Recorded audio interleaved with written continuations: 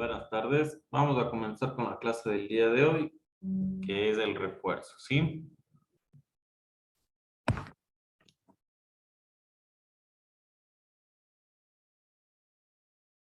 Si pueden evidenciar las diapositivas que estoy compartiendo, por favor me confirman.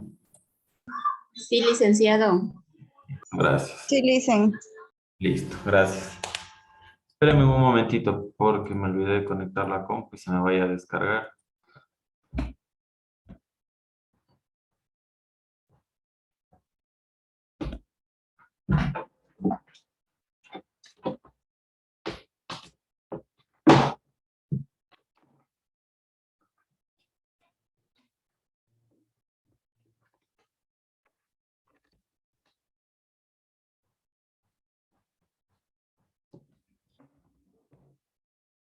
Listo, comenzamos.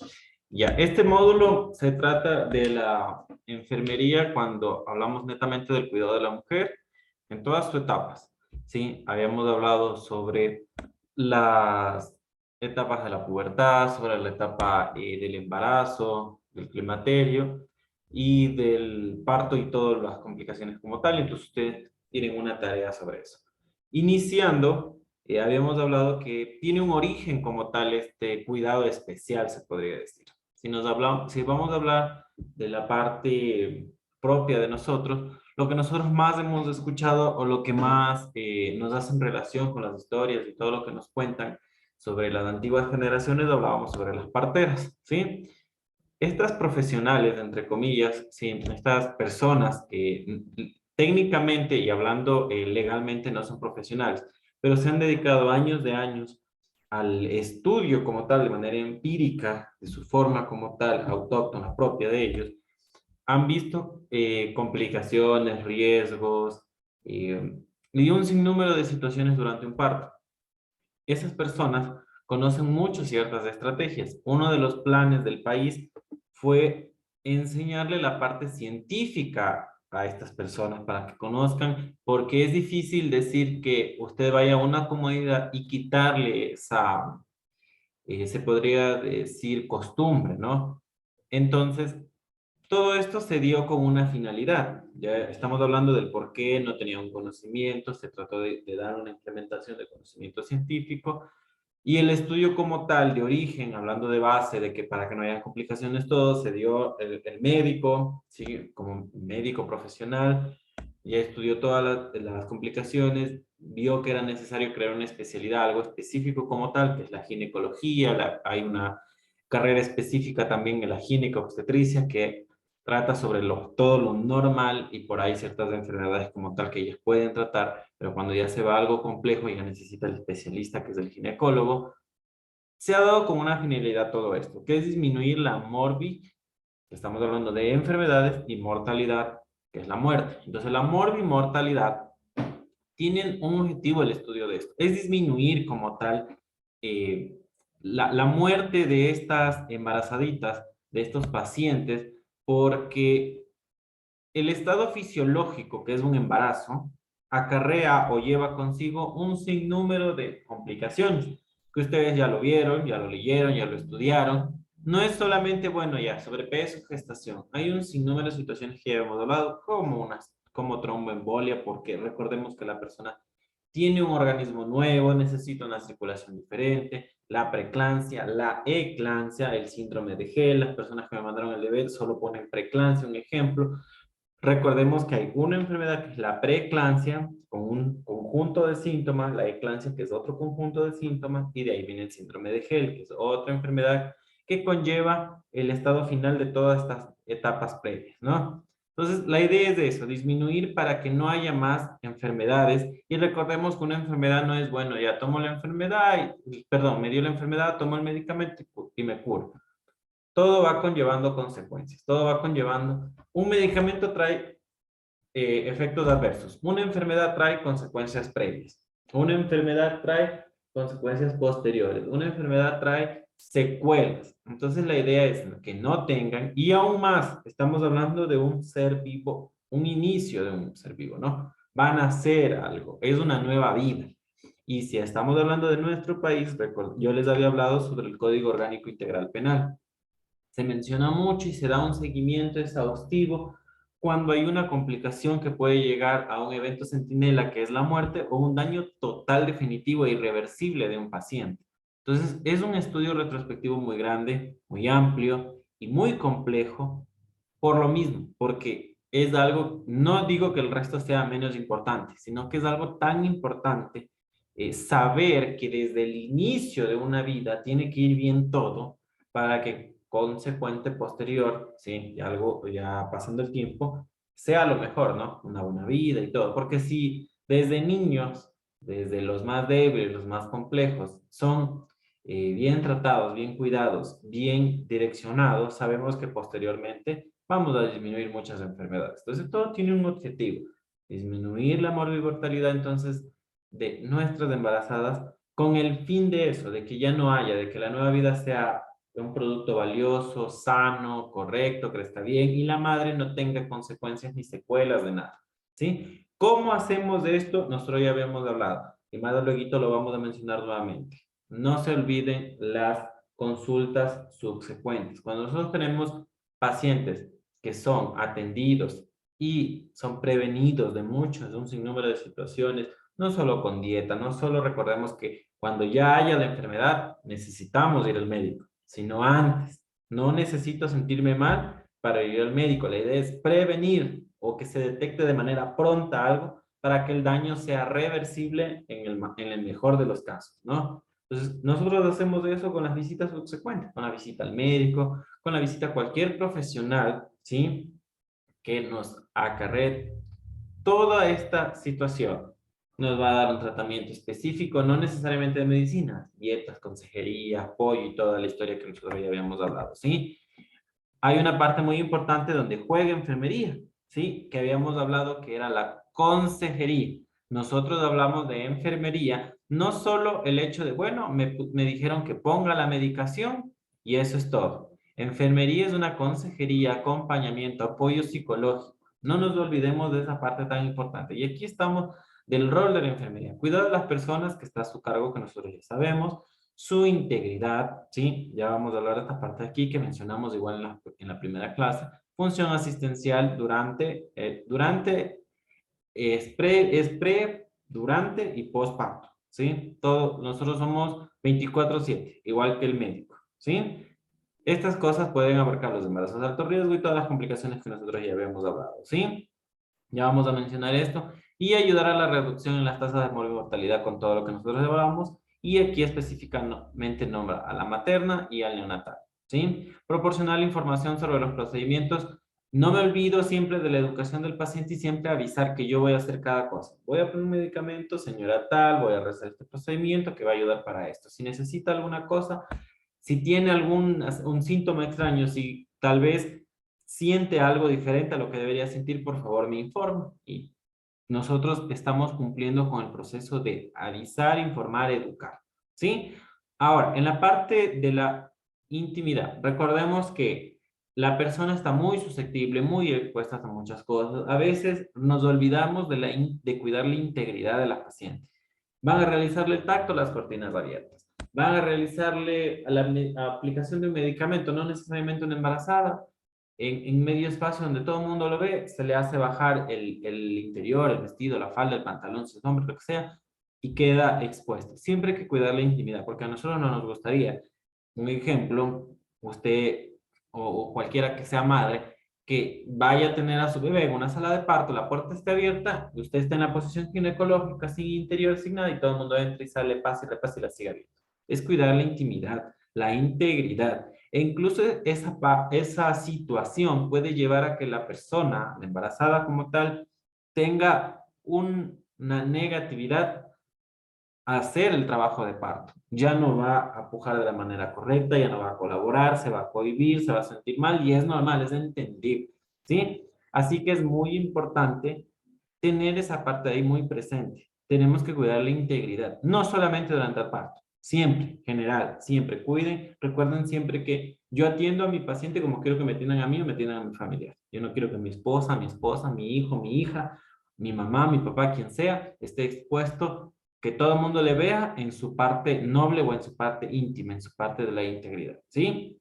El bienestar del paciente en la parte de agresión materna es algo que se ha tratado de llevar a todos los lados del mundo. Nosotros hemos escuchado muchos comentarios inadecuados, no correctos, si no se podría decir de otra manera, de que cuando están teniendo el bebé, lo típico, sí, para hacerlo no sufriste, puja, ya eres grande para estar llorando, ten al hijo. Son sinnúmeros de cosas que se han venido agregando. Ejemplo, otra de la agresión materna es que había una estrategia que se le presionaba la parte superior del hombre para que el bebé baje. Ya no es una estrategia correcta. Se ha evidenciado que se está asociando mucho a los desgarros y hemorragias, ¿sí? Entonces, son sinnúmeros de estrategias que han causado un daño a la madre en vez de un beneficio, ya sea un daño psicológico como un daño físico.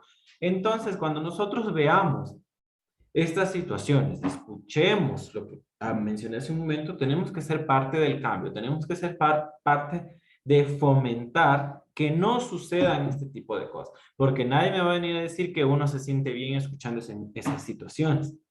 Recordemos que el enfermo, en ese momento no es enfermo, en ese momento está teniendo un proceso fisiológico biológico normal, que es durante el parto.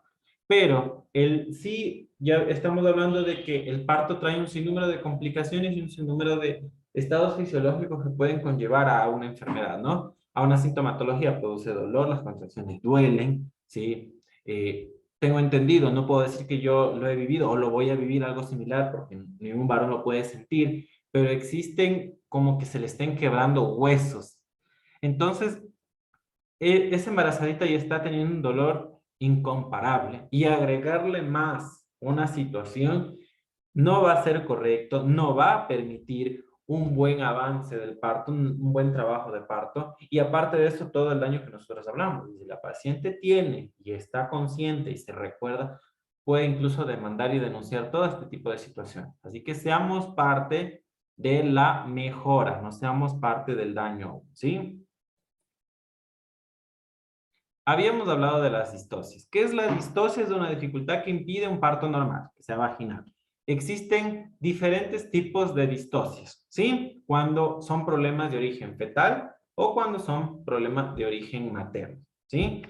Habíamos hablado que existen las distosias mecánicas y las distosias dinámicas, que son la cuantitativa y cualitativa, que ya hablamos del origen materno y fetal, ¿sí? ¿Cuáles son las que nosotros más, por lo general, vamos a determinar? Cuando nosotros encontramos sufrimiento fetal. ¿Cómo nosotros identificamos los sufrimientos fetales? Con los signos B, ya sea todo lo que tiene que ver con las contracciones, ¿sí? Y todo lo que tiene que ver con los signos del bebé. Cuando existen bradicardias, cuando existen taquicardias, cuando no se le ausculta bien al bebé, cuando no se logra auscultar al bebé, ¿sí? ¿Y cuáles son los otros? Cuando son de origen mecánico. Nosotros estamos hablando de que el canal vaginal es muy pequeño, ¿sí? No existe un canal vaginal adecuado. Existen sin número de circunstancias propias de la madre, como fracturas, neoplasias, parálisis como tal. Tiene algún problema de tamaño. Recordemos que una madre menor de 150 centímetros es un alto riesgo para que el niño no pueda nacer correctamente por el canal de parto, ¿sí? Uno tiene fracturas, ¿sí? Displasia, movimientos no adecuado a una cadera, en la cabeza del fémur ha tenido alguna cirugía, entre otras cosas insuficientes y sin número de complicaciones que se pueden dar, que es el bebé que no nazca, ¿sí? Habíamos hablado en una de las clases posteriores cuando existen placentas previas, ¿sí? Que el bebé no, la placenta no se desarrolló y no se implantó el bebé de manera correcta en el fondo del útero o en la parte superior, sino en la parte baja, para ya la salida del canal, ¿sí? ¿Qué pasa esto cuando la placenta está ahí? Si sale primero la placenta, recordemos que la placenta es la que le da irrigación, la que le da toda la circulación al bebé, oxígeno, nutrientes, vitaminas, sangre, todo, absolutamente todo. Y si eso sale primero, pues el bebé se va a quedar sin todo el riego sanguíneo, sin toda la oxigenación. Y lo que va a producir es que el niño tenga una hipoxia, una falta de oxigenación y circulación correcto, por ende puede fallecer o puede producirse un daño cerebral irreversible, ¿sí? Así que no podemos tener un bebé con todo este sinnúmero de cosas que nosotros tenemos. ¿Cómo nosotros identificamos algún tipo de distocias? Cuando nosotros siempre la embarazadita está yendo a su control, se le hace los ecos continuamente, se le ha realizado el tacto, las maniobras de Leopold, se le ha realizado los ecos, se le ha realizado los exámenes. Todo se ha evidenciado pronto para que cuando ya vaya a tener el bebé se haya identificado cualquier complicación. Si nosotros tenemos, ejemplo, distocias a nivel del canal vaginal como tal, como cualquier tipo de estas circunstancias, no necesitamos necesariamente un examen, solo evidenciando. Pero, un ejemplo, tenemos embarazadas que tienen estas situaciones, tienen cualquier tipo de infección en el canal vaginal. A ellas se les programa una cesárea antes de que el bebé salga, ejemplo, y a partir de las 38 semanas es alto el riesgo de que salga un embarazo, de un parto normal. Entonces, lo que tratamos de que no suceda es adelantando un poco con una vía cesárea. No podemos esperar a que cumpla las 40 semanas y recién decir, bueno, vamos a programar la cesárea, sino se realiza antes para que no haya una complicación, porque lo más seguro es que si esperamos el bebé ya quiera salir y va a salir porque cumplió su estadio, porque ya tiene sus semanas completas. El sistema biológico fisiológico va a hacer que salga, es su proceso normal, y lo que va a hacer es al momento de salir, infecciones que pueden causar cegueras, parálisis cerebral, daños como tal en cualquier órgano e incluso la muerte del niño. Habíamos hablado de las infecciones más comunes. Sífilis puede dejar ciego al niño. Tenemos chancro, puede dejarle sordo o algún daño cerebral como tal. Si tiene al paciente con el virus de inmunodeficiencia, que es del VIH, se va a contagiar. ¿Sí? Entonces, lo que vamos a tratar de hacer es que el niño no nazca por ahí,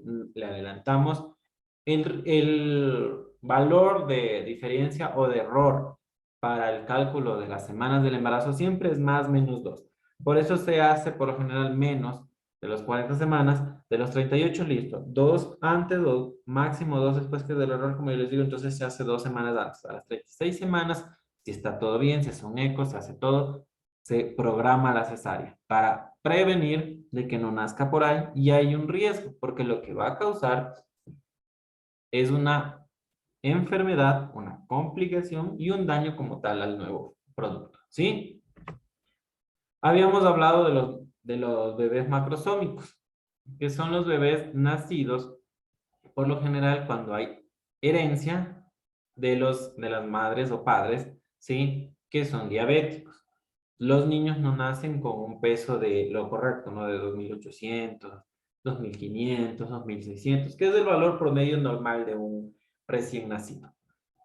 Sobrepasan los 4.000 gramos y lo que cose los 4 kilitos, y lo que pasa es que esos niños son tan grandes, aquí vemos dos recién nacidos, a diferencia de que uno es macrosómico y uno es normal, y lo que pasa es que ese niño no puede salir por un conducto vaginal correctamente, se va a tardar, al momento de tardarse no va a salir en los tiempos adecuados, le va a faltar oxigenación y puede que el niño, hay algunos que salen tardíamente con complicaciones y unos que no salen y fallecen dentro del útero. ¿Por qué? Porque recordemos que el útero está con contracciones, ya hay el desgarro de placenta, ya tiene que salir el bebé, pero no ha salido por lo que sea, por cualquier distocia existente, ¿sí? El niño se queda dentro, le va a faltar el oxígeno, le va a faltar la circulación y se va a morir. Entonces hay que tratar de evitar este tipo de circunstancias. ¿Cómo evitamos? Con los controles. Detección oportuna, pronta, sí, correcta, para poder decir, bueno, este niño tiene que nacer por cesárea y le vamos a programar por esto, ¿sí?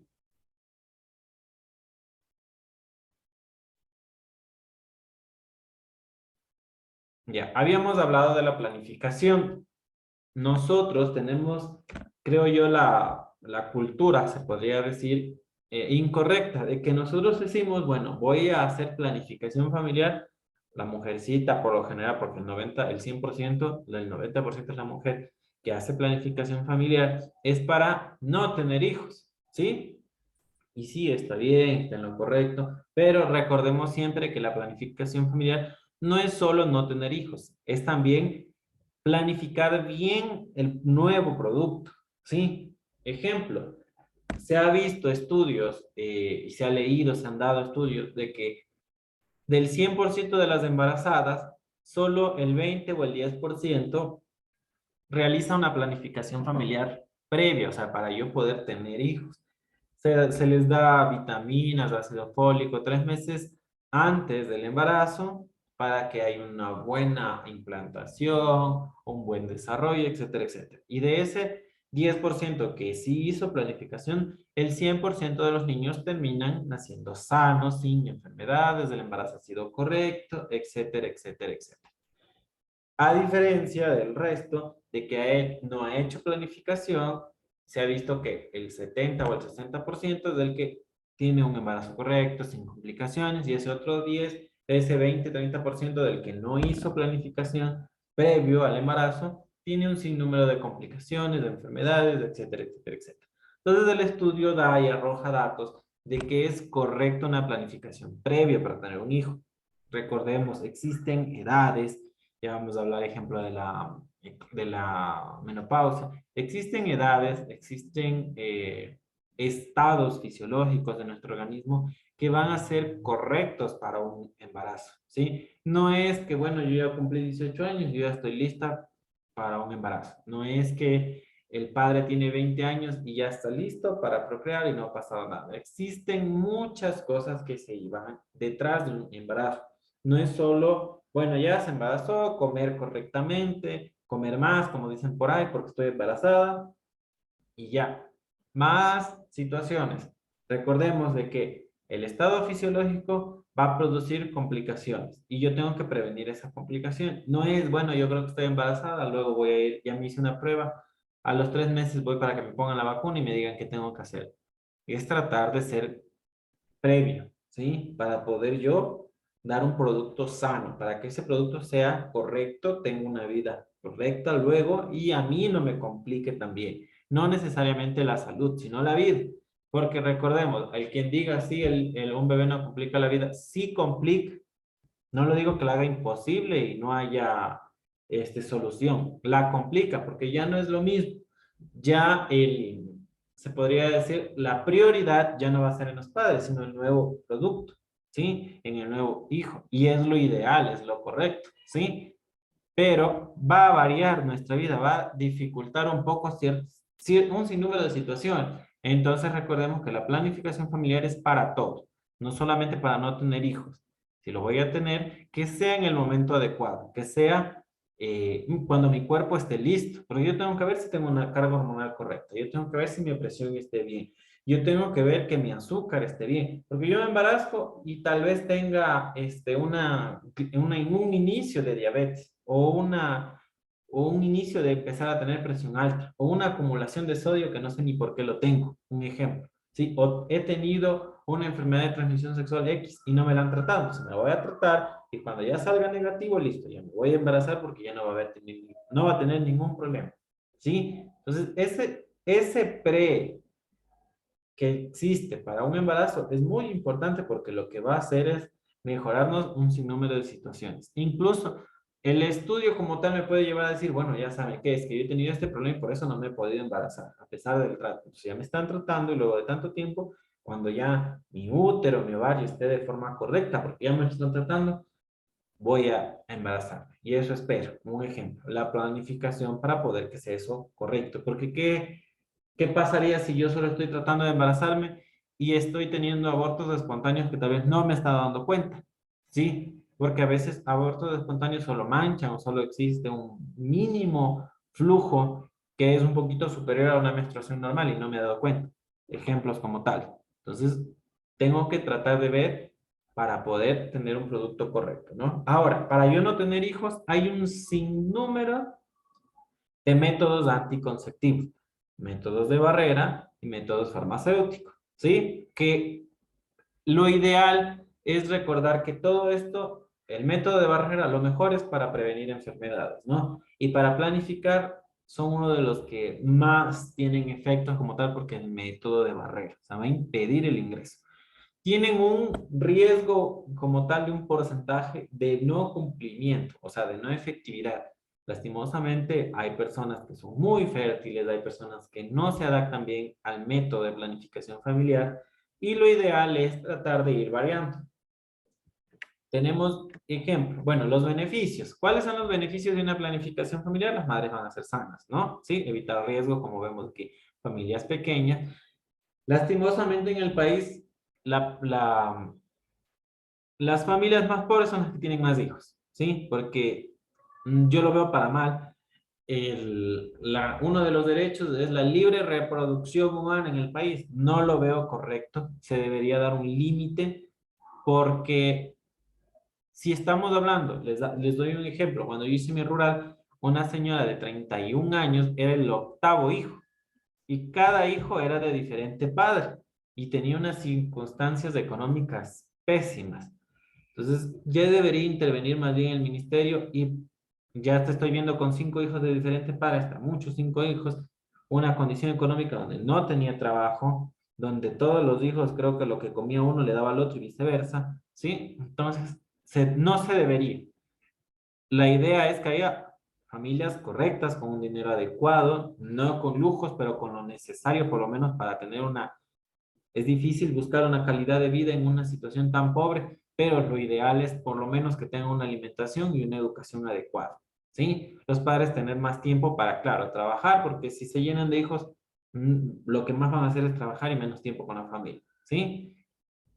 Y los que tenemos en cuenta, que es los datos que tenemos que tener en cuenta es todo lo que hablamos del embarazo antes de lo ideal y después de lo ideal, ¿sí? Para no tener embarazos de riesgo, embarazos adolescentes y todo eso que nosotros fomentamos a que no existan por todas las circunstancias, ¿sí? Una embarazada adolescente lo que se va a dificultar es el estudio, si no estudia la búsqueda de trabajo, etcétera, etcétera, etcétera, ¿sí? Y aunque suene feo, lo más complejo es para la madre porque esos embarazos adolescentes terminan con madres solteras. Es la verdad, son las estadísticas, de cada 10 embarazos de adolescentes, 9 terminan en un embarazo de madres solteras, ¿sí? O un daño de familia posterior a eso. Es raro, existe las estadísticas son muy raras y muy en contra, se podría decir, a esa embarazadita adolescente, ¿sí? Tener más de 3 hijos ya cuando ya empiezan el cuarto hijo en adelante, el riesgo de multiparidad, que es muchos hijos, muchos partos, sí, ya sean con productos nacidos vivos o no, es un mayor riesgo, ¿sí? Entonces tenemos los métodos como tal. Sin número de métodos que todos hemos conocido, hemos visto, ¿sí? Métodos de barrera, como los que vemos aquí, estos de aquí, los métodos farmacéuticos, la abstinencia, que es más complicado, y el método del ritmo como tal, ¿sí? Cada uno de ellos nos va a producir un beneficio, ¿sí? Que es evitar el embarazo como tal, porque no deseo, simplemente no deseo. Yo estoy esperando tener mi maestría y yo cuando ya tenga unos 26 años va a ser mi idea, mi fecha ideal para yo tener un hijo, un ejemplo. O no, yo ya tengo 3 hijos, ya no quiero más. Ligadura, un ejemplo, métodos terapéuticos. Existen varios métodos, como les digo, y el objetivo como tal final es no tener hijos, ¿sí? Hablando del método anticonceptivos, todo lo que estamos hablando. Cada uno va a tener sus pros y sus contras. Ejemplo, el pro de las pastillas que tienen baja carga hormonal. El contra es que es diario, tienen que tomar específicamente el día que le dicen, a la hora que le dicen y como le dicen. Si usted se salta un día, va a variar la efectividad y lo que va a estar es usted que tenga alto riesgo de exposición a un embarazo, ¿sí? Tenemos las inyecciones, una de las que tienen más cargas hormonales y el pro se podría decir, el pre, perdón, el beneficio para nosotros que tengamos como tal es que es una sola vez al mes, aplicación rápida, un solo dólar y se acabó hasta el próximo mes. Exactamente así, ¿no? ¿Cuál es el contra de todo esto? Alta carga hormonal, ¿sí? Por lo general produce más alteraciones en nuestra función hormonal. Habíamos hablado de que depende de las cargas hormonales, es el metabolismo de nuestro organismo. Entonces, por lo general, las inyecciones son las que más tienden a producir un retraso en el metabolismo y se engordan las mujeres más fácilmente, ¿sí? El condón, ya sea masculino o femenino que tenemos aquí, es un método de barrera. Lo ideal de esto es que todo se quede en el condón, se elimine como tal. El beneficio es un poquito más económico, ¿sí? Es un método que tiene alta efectividad, que esté bien colocado, que esté usado de manera correcta, etcétera, etcétera, etcétera. ¿Cuál es el contra de esto? Que puede existir daños, rupturas, fisuras, es incómodo, hay personas que son alérgicas, etcétera, etcétera, etcétera, ¿sí? Los implantes son uno de los que han tenido más apego últimamente. ¿Por qué? Porque duran muchos años. Yo me lo pongo, hoy estamos 12 de julio de 2022, luego de 2 años me acuerdo de él que tengo que sacármelo otra vez, ¿sí? ¿Cuál es el contra? Que no en todos va a durar de la misma manera. Por eso siempre, si dice de 3 a 5 años, a los 3 años de puntualito se lo retira. ¿Por qué? Porque puede que haya enviado la carga hormonal de forma inadecuada porque produce una liberación hormonal de pequeñitas cantidades. Está hecho para que el organismo, como es subcutáneo, la grasa se vaya absorbiendo. Y lo que hace es eliminar de forma paulatina y lenta la carga hormonal. Pero puede que por un golpe, por una mala posición, el metabolismo de la persona, de la mujer, tenga una absorción diferente y en 2 años ya se termine toda la carga hormonal. Entonces, corre el riesgo. Es uno de los que tiene más apego últimamente, pero se trata de hacer que, si dice de 3 a 5, listo, antes de los 3 años retirado. Se tiene que esperar un tiempo, continuar con otro método anticonceptivo para poder ingresar otro, porque recordemos que ha sido algo traumático, ha estado dentro del organismo, es algo anormal, tiene que curarse, tiene que sanarse, ver cómo vamos sin esa carga hormonal, porque están emanando carga hormonal, a veces el organismo no se detonó, no se alteró, y posterior se puede volver a colocar, pero siempre hay un tiempo como tal de uno al otro, ¿sí? Tenemos los DIU, que es el dispositivo interuterino, que lo que hace es ingresar, al momento que ingresa se saca un hilo y eso a lo que se saca el hilo se abren las alitas de la T como tal y cada alita se va hacia la trompa de falopio y lo que hace es cubrir. Recordemos que del ovario viene la trompa de falopio y en el camino de la trompa de falopio se realiza la fecundación y como no existe ese cruce porque ya está cerrado, lo que no hay la fecundidad.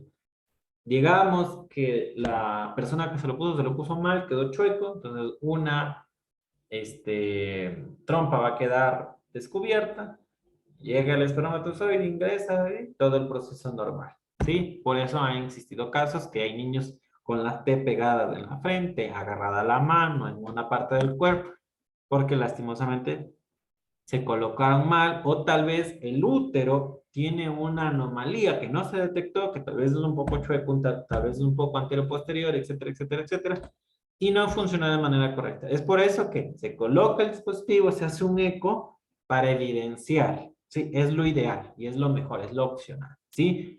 Uno de los de los contra que esto es esto que yo les digo. No sabemos cómo está anatómicamente ese útero, y corre riesgo de. Otra también es que hay personas que les molesta, les duele, no les gusta, sienten hemorragias, el organismo como que comienza a rechazar, ¿sí? Entonces, es uno de los dispositivos que menos se usa en realidad actualmente, ¿sí? Tenemos la vasectomía y las ligaduras como tal que nosotros ya conocemos. El método del ritmo solo funciona en las personas, en las mujercitas que tienen una fecha de menstruación exacta. O sea, yo menstruo del 3 al 8 y es fijo cada mes. Solo funcionan en ellas. ¿En qué consiste el método del ritmo? De -5 a +5 de las fechas que yo menstruo, yo sé que durante esos días no puedo hacer nada. Son mis días fértiles. Un ejemplo, ¿sí? Son los días fértiles. Método del ritmo es una opción barata, ¿sí? No cuesta nada, pero con altísimo riesgo de que falle. No nos olvidemos de esto, ¿sí? Aquí tenemos los de efectividad, ¿sí? Según va variando, según el estudio como tal que se va haciendo. Recordemos que esto puede variar en persona. Ejemplo, alguien me va a decir, no, yo llevo 20 años cuidando el método del ritmo y ha sido 100% efectivo. Está bien. Hay una persona que me puede decir, no, llevo 10 años con el coito interrumpido. O sea, antes de eyacular, el hombre dice, ya voy a eyacular, lo que hace es retirar el pene y eyacular de manera externa, ¿no? Entonces alguien me dice, no, para mí ha sido 100% efectivo. No todos tienen, recordemos, del mismo organismo. Durante el acto sexual, a veces se va eliminando cierta cantidad de líquido seminal que puede tener espermatozoides, ¿sí? Habíamos hablado de la DIU, que es uno de los que ya no se usa, y mira aquí dice 100% efectivo, pero en el país se ha visto que no ha sido 100% efectivo, que está causando más bien hemorragias, dolor, etcétera, etcétera, etcétera. No se lo usa, ¿sí? Van a variar, pero lo ideal es que exista. ¿Para qué? Para mejorar de alguna manera la vida de esas familias, ¿sí? Porque no es correcto solo tener hijos y no tener una buena situación, no solamente económica, sino social, ¿sí? Porque no es justo de que mi primer hijo fue a una escuela bien, yo le pude, no estoy hablando ni haciendo promoción a nadie, pero yo le pagué, digamos, del colegio de aquí al frente, que es particular, es una atención en los niños personalizada, solo tiene 20 niñitos por aula, él está aprendiendo muy bien, pero ya mi cuarto, quinto hijo ya se me acabó el dinero, ya todos se fueron a la pública porque ya no me alcanzó, en la pública es una profesora para 50 niños, y decir, no, es que el presidente tiene que cambiar, eso es difícil, somos un país en desarrollo, somos subdesarrollado y es muy complejo eso. Ustedes ven incluso en los países desarrollados, enormes, quitarles la pobreza es súper complicado porque existe incluso la negatividad como tal de las personas que prefieren todo gratis antes de que esforzarse por tener las cosas. Un ejemplo. Entonces, tratar de evitar tener una cantidad de hijos inadecuada que no haga proporción o relación a mi estado social, cultural, económico, todo. ¿Sí? Porque como les digo, no es justo que mis 3 primeros hijos sean de un esposo, ya falleció, y yo siga teniendo hijos de diferente marido, y ya tengo 7 hijos y no tengo ninguno que me ayude por lo menos a subsistir para que mis hijos coman o tengan una buena educación, porque yo puedo tener de quien sea hijos, siempre y cuando tengo una buena recepción a ese nuevo producto, ¿sí? Porque el único perjudicado aquí, más y mayor porcentaje, va a ser el nuevo producto, ¿sí?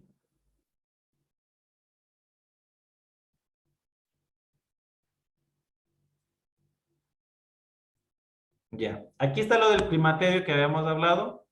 Sí, recordemos que la menopausia es un proceso fisiológico que a toda mujer le va a suceder, ¿sí? En unas va a tener una sintomatología diferente de las otras, va a venir en otras antes de, en otras posterior de, pero es un rango promedio en la que va a suceder. ¿Qué pasa en esto? Es un desorden hormonal, ¿sí? Que en unas aumenta, en otras disminuye, en otras se mantiene, en otras aumenta, y así sucesivamente. ¿Cuál es el concepto de un climaterio? Es la ausencia, la menopausia es la ausencia como tal de la producción de la menstruación. ¿Por qué se da esto? Por lo que nosotros veníamos hablando hace un momento. El desorden hormonal. Recordemos que para que haya una menstruación tiene que haber la liberación de una hormona, ¿sí? ¿Qué pasa cuando la liberación de la hormona se suspende, aumenta en números inadecuados, luego se vuelve a suspender y existe la ausencia? Pues ya no va a haber una formación de óvulos correctamente. Ya no va a producir una carga hormonal adecuada que está regulada, protegida, normalizada, toda por la hipófisis de nuestro cerebrito, y ya no va a producir que esa capa del útero se siga reconstituyendo para que luego de un tiempo caiga en producto de menstruación. Entonces, ya no va a haber el producto para una buena fecundación y para un embarazo. Ya no va a haber esa capa interna del útero, ¿sí? Para el endometrio, que es, recordemos que es endometrio, miometrio la del medio y perimetrio la externa del útero, ¿sí? Entonces ya no va a haber esa capa interna que caiga porque no se está rejuveneciendo, un ejemplo, no se está produciendo nuevamente. Entonces es la ausencia de esa. La menstruación, no nos olvidemos, la menstruación es la eliminación de ese endometrio, de la capa interna del útero, con los óvulos no fecundados, porque viene, se cae, no se fecundan, caen en el útero y producen la menstruación. Entonces, eso es una menopausia, la ausencia de. ¿Cómo se puede dar? Habíamos hablado de las edades, ¿no? Siempre se da un rango de 35, 38, 40 años como máximo, el inicio, y el final es de 55 a 65 años. Existe un rango como tal, que existe la premenopausia, la menopausia y la posmenopausia. En cualquier persona va a variar. Alguien puede tenerlo a los 38 años, como alguien puede tenerlo a los 50 años recién. Que exista previo a los 38 años, algo puede estar pasando. Cualquier mioma, cualquier tumor, cualquier quiste o algo neurológico es, ¿sí? Entonces, O sea, porque estamos hablando que la hipófisis regula como tal la carga hormonal, ¿no? Entonces, tenemos que tener en cuenta de que ya estamos hablando o estamos escuchando de que hay un rango de edad y que posterior a eso o anterior a eso es una enfermedad. Lo más correcto es la visita al médico cuando no está sucediendo algo correcto. Ya, a pesar de que nosotros ya sabemos de que siempre tiene que haber las consultas médicas, no necesariamente cuando hay una enfermedad o alguna sintomatología, pero si yo ya estoy viendo algo anormal, visita al médico. Vamos a hablar de los espacios como tal de cada uno. ¿Cuáles son los síntomas más conocidos que nosotros estamos escuchando siempre? Es el calor, ¿sí? Cambio de humor, puede ser cambio de la alimentación, comienzo a comer más, comienzo a comer menos, entre otros, ¿sí? La turgencia de la piel, ya mi piel no va a ser brillante, ya no va a estar, rosadita, ya no va a tener una calidad, se podría decir, de que mi piel está súper bien, va a disminuir la turgencia, toda la situación como tal, porque ya no hay una circulación incluso adecuada. El músculo como tal va a disminuir. Aquí tenemos un ejemplo, ¿sí? Por la producción como tal de los estrógenos está súper sano, miren cómo está ese revestimiento de la vagina como tal, los tejidos están súper bien, una buena circulación posterior a la pérdida como tal de la producción normal de estrógenos, se reduce el tamaño correcto, se atrofia, o sea, lo que hace es, si era así, encogerse. Ya no va a haber una circulación adecuada y no va a haber una elasticidad correcta.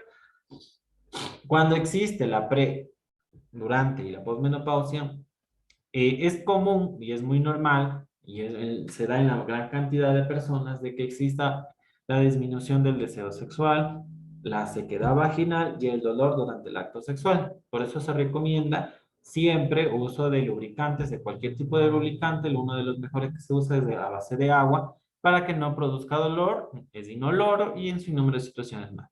Pero es lo correcto para que esta mujer incluso no se traumatice, porque no traumatizar necesariamente psicológico, sino físicamente también, porque va a haber desgarros, puede haber rupturas, puede haber desangramiento, entre otras cosas, porque recordemos que hay una sequedad, hay una disminución de la elasticidad y no va a permitir un acto sexual adecuado. Entonces, recordemos que cuando escuchemos alguna de estas situaciones, lo bueno es aconsejar y explicar el por qué se da esto, ¿sí? No seamos parte de más bien el daño, sino la mejoría.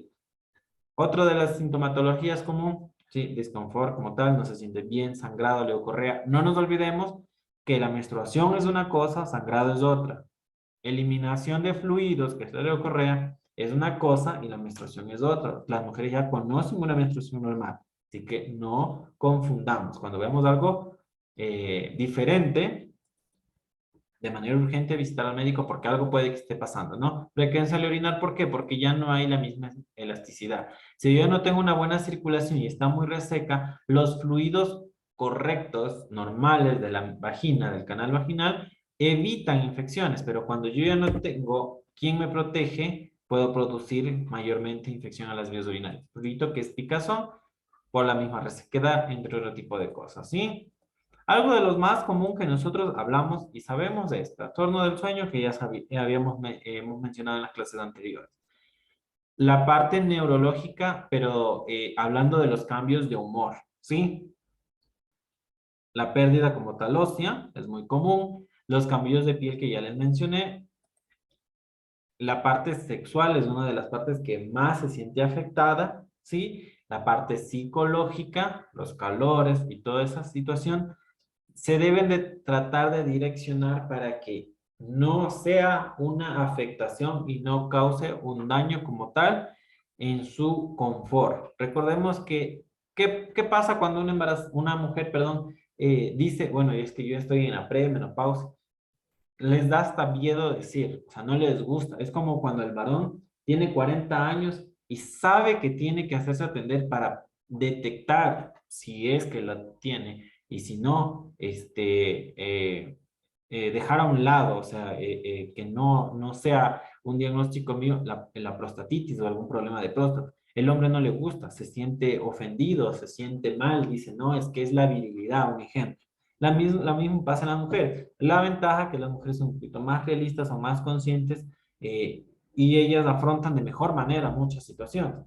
pero existe un porcentaje de que no les gusta aceptar, no se sienten correctas en hablar, pero siempre es bueno que si en algún momento yo escucho, sé, el apoyo psicológico, emocional, de alguna manera tiene que llegar, no tiene que buscar estrategias, si es que debes buscar para poder aconsejar de que no se sientan solas, de que no está mal, que es un proceso normal y lo mejor es buscar un apoyo, porque eso lo que va a llevar es a que esa mujer lleve bien su procedimiento fisiológico, porque es un procedimiento normal, que a todas les va a suceder. Como les digo, va a existir en diferentes presentaciones, ¿sí? En diferentes situaciones, pero se va a dar, en todas se va a dar.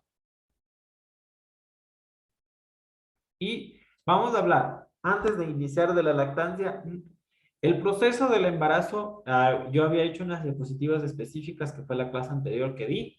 Este, en cada parte del embarazo, en cada semana, existe un detonante de que algo va a suceder. Ejemplo, en el primer trimestre de embarazo, listo, comienza a desarrollarse el cerebrito, se comienzan a desarrollar de manera externa los deditos, las falanges, entre otro tipo de cosas que todavía teníamos. ¿Se acuerdan que yo les decía esa conexión de un dedo al otro, como las ranitas? Cada parte del embarazo es muy importante. No es que, bueno, me detectaron en el primer, yo tenía 2 meses, me dijeron que estaba todo bien, bueno, ya regreso cuando tenga sintomatología. En cada parte del embarazo, vamos a ver que si se está desarrollando bien, la piel. Si se está desarrollando bien, el cerebrito. Si ese corazón que se tenía que sentir a las 14 semanas, 12 semanas, no se siente y recién se sintió a las 20 y algo de semanas, algo puede estar pasando. Puede que tenga alguna complicación cardíaca, vaya a nacer con una complicación cardíaca. No se está desarrollando bien la pared torácica, un ejemplo. O algo está pasando en la circulación de ese niño, etcétera, etcétera, etcétera. Entonces, cada parte del embarazo tiene un porqué. Y como les decía en la clase anterior, perdón, en esta clase, pero al inicio de esta exposición, es muy importante las consultas subsecuentes por eso. Porque puede que la madre no se esté tomando el ácido fólico porque no le gusta, se está olvidando, simplemente no le da la gana, no se está formando bien el tubo de la médula espinal, un ejemplo, porque eso es lo que nos ayuda el ácido fólico, a que se forme bien, su parte neurológica, neuromotriz, todo se forme bien correctamente. Si yo no, la embarazada no se está tomando y yo detecto una miel meningocele, qué sé yo, que a los 6 meses del niño ya tengo una hidrocefalia, ya veo que ese cráneo está más grande de lo normal, etcétera, etcétera, etcétera. Lo ideal es que el embarazo no termine. De alguna manera se tiene que suspender porque el niño al nacer se va a complicar y puede fallecer. Y es lo más seguro, uno de los ejemplos. Digamos que la embarazada, como les digo, simplemente no le gustan las consultas, no va y va luego de 2 meses y el niño ya tiene ovitado, que es muerte en el útero, hace 3 semanas.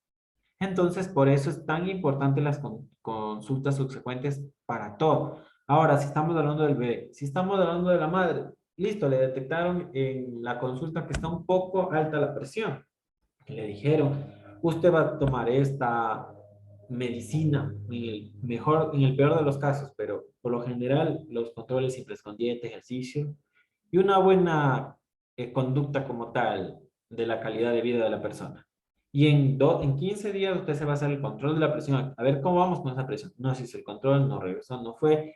Y luego de 3 meses la persona ya ha tenido una presión altísima, llegó con una eclampsia, que llegó un síndrome de Gel, la señora puede llegar a tener una hepatopatía, con una hemorragia, un daño hepático, una muerte, un daño neurológico, etcétera, etcétera, etcétera. El niño no va a nacer y la madre puede perder su vida también o tener una complicación neurológica, hepática, definitiva, parcial, total, o como les digo, el peor de los casos, una muerte. ¿Sí? Entonces, lo ideal de todo esto es eso, tratar de que no llegue a ese extremo, sino tratar de prevenir, tratar de dar consejería. Ustedes van a ver, aunque suene feo, ustedes dicen, no, ¿cómo no vaya a irse a la consulta? No van, no les gustan, a pesar de toda la información, toda la promoción de salud, toda la prevención, así sea gratis. Si ustedes en algún momento van a trabajar en la parte pública, así sea gratis. La gente no le gusta, la gente tenemos una mala cultura y costumbre de prevenir, sino que cuando recién estamos enfermos es que él llegó caminando, pero me lo mataron. Pero no sabemos toda la complicación que ha tenido, que nunca se curó, nunca se trató, nunca previnió, nunca quiso que lo vea un médico, etcétera, etcétera, etcétera. Entonces, son un sinnúmero de situaciones que nosotros tenemos que tratar de ser los partícipes para evitar todo eso, ¿sí?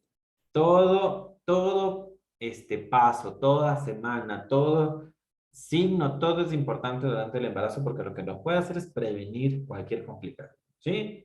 Entonces no nos olvidemos de eso. Habíamos hablado de las histocias para prevenir que el niño nazca de manera incorrecta. Si yo ya sé que el niño está podálico, ejemplo, están las nalguitas, los pies primeros, antes de la cabeza, ya tiene más de 8 meses y no se vira, programar la cesárea, ¿sí?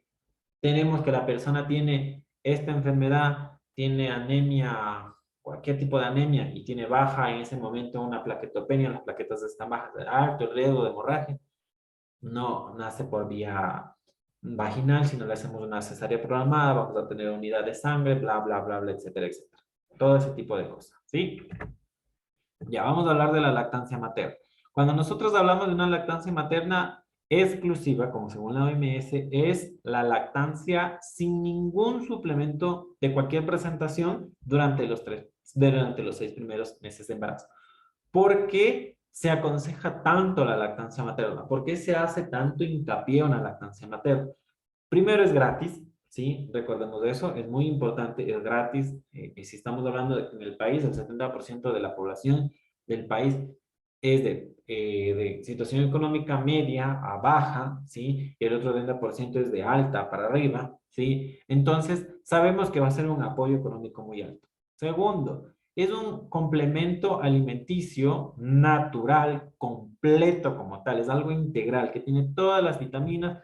Según las etapas, va a estar compuesto como tal de cada, se podría decir, componente, ¿sí? En cada etapa, ejemplo de aquí, el calostro, que es la primera leche materna, tiene ciertos componentes, leche de transición a otra, y la leche materna como tal, madura, que ya sobrepasa los 8 días, 10º día de nacido, ¿sí? Ya tiene un complemento diferente. Pero cada etapa tiene una importancia, ¿sí? Y lo importante de todo esto es que sea exclusivo, sin apoyo.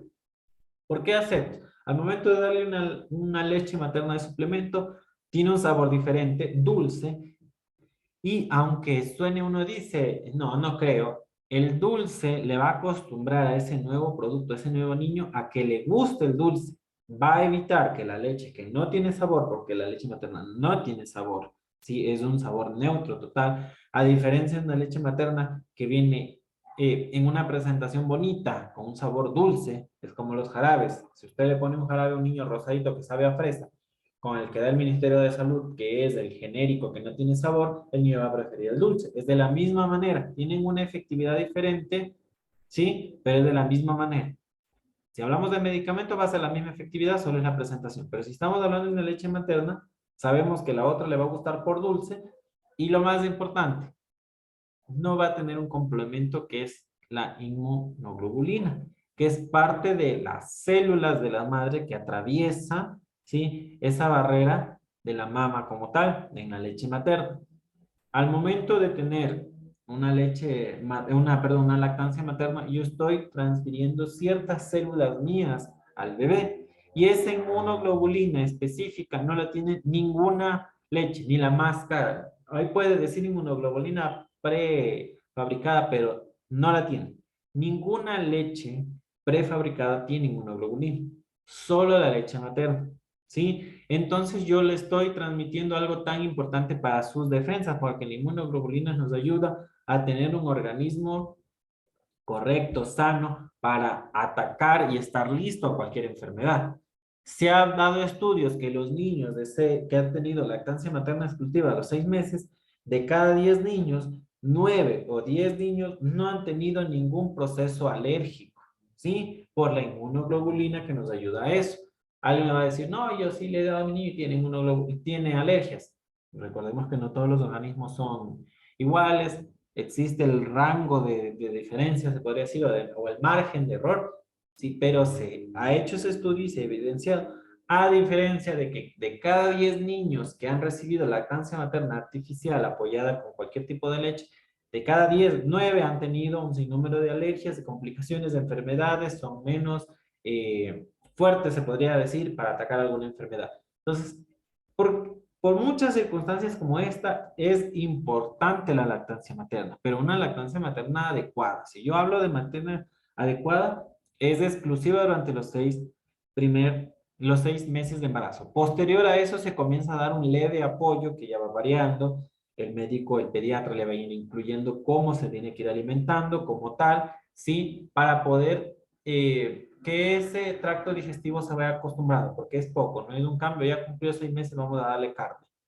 Va variando todo en su proceso, en su mes adecuado, en su etapa correcta del proceso de crecimiento. Entonces, la lactancia materna adecuada es por eso, es gratis, va a tener un niño sano, ¿sí?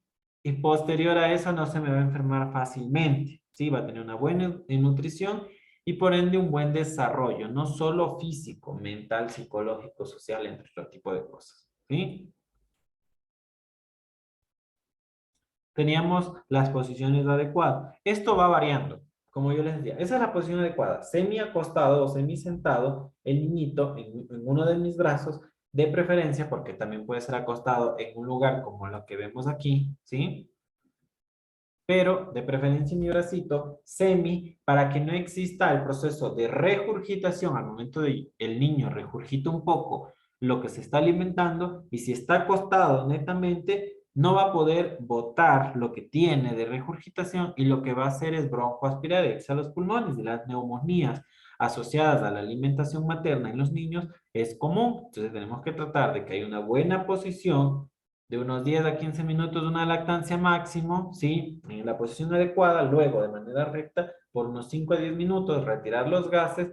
Si hay regurgitación, en ese momento vamos a ver que bota, vomita, lo que sea, y posterior a eso, acostarlo, ¿sí? Mientras tanto, evitar el acostarlo para que no haya alguna complicación como la regurgitación, que se ha asociado mucho a las muertes súbitas. Los niños terminan de darle el seno, el biberón, lo que sea, van y lo acuestan. No le sacan los gases, lo que sea, y lo van a ver y el niño está todo vomitado y ha habido una regurgitación.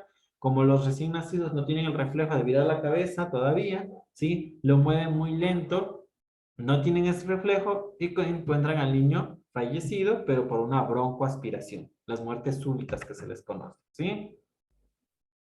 De los problemas más comunes que se encuentran, sí, que dicen es que el niño no lacta, no chupa. Tenemos que mientras más el niño chupe, más va a ser la producción como tal de la leche. Saben decir, es que yo no produzco leche. Mientras más el niño tenga el proceso como tal de chupar, va a producir leche, ¿sí? Cuando hay los procesos de inflamación, ¿sí? Cualquier inflamación, cualquier algo anormal, visitar al médico, porque lo que puede producir una mastitis producida por cualquier infección, ¿sí? Entonces, vamos a tratar, a veces se le suspende la lactancia al niño, dependiendo el por qué se está dando la mastitis, ¿sí? Recordemos que hay dos senos, a veces se va a suspender de uno y el otro no, para producir la sanación correcta. Si hay rupturas, grietas que solo producen dolor y eso usted lo ve superficial nada más, la saliva mismo del bebé ayuda a la cicatrización como tal eso. Va a doler al principio, pero es una de las estrategias más correctas y beneficiosas para la madre para que se le cure pronto esa mastitis. Pero cuando hay, como les digo, solo grietas o rupturas o fisuras, algo que uno vea que es superficial. Si yo ya veo que hay digamos, hay masas, se realizaron el proceso como tal de la palpación, de la exploración de los senos, y yo ya siento algo diferente, como les digo, una masa, algún espacio, algún granola, algo que yo le encuentro un gránulo, algo diferente como tal al seno, yo ya sé que tengo que visitar al médico porque algo malo puede que esté pasando, ¿sí? ¿Listos, jóvenes? Eso ha sido todo. Espero haber sido parte del proceso de aprendizaje de ustedes. Por favor, no nos olvidemos, todo lo que nosotros veamos en la plataforma solo es un apoyo y una guía como tal al inicio de algo muy grande. La información que yo les brindo es una parte de algo muy pequeño. Existe en el internet, existe, recordemos, de visitar en páginas correctas, no en Wikipedia. existen páginas de medicina, de enfermería, que tienen mucha base científica para poder yo llenarme de conocimientos. Entonces ustedes, por favor, con lo que han escuchado y han leído, vayan y busquen más información que les llene a ustedes de conocimiento. Recordemos de que cada profesional se va a especializar o va a trabajar en un lugar específico diferente. Entonces ustedes, según el área, van a necesitar más información. Y es bueno llegar a un lado, tener por lo menos algo de conocimiento o algo de base. No llegar y solo conectarme por cumplir una clase para que me pongan asistencia y ya o me tomen en cuenta y decir, bueno, yo sí asistí, pero yo no estuve pendiente, no estuve consciente, yo literalmente yo solo estuve ahí de adorno. Entonces, por favor, seamos parte de eso del aprendizaje. Autoedúquense, lean, para que en el momento que vayan a trabajar tengan algo de base y les motiven a seguir estudiando y sean ustedes parte de ese, bueno, esa persona sí sabe, vamos a hacer que esto fortalezca y sea nuestro apoyo como tal, ¿sí? Eso es todo. Una buena noche con todos y que pasen muy bien. Gracias, licenciado. Gracias, licenciado. Nada, que pasen Gracias, bien todos. licenciado. De nada. Gracias. Buenas noches, gracias. Igualmente, que estén muy bien.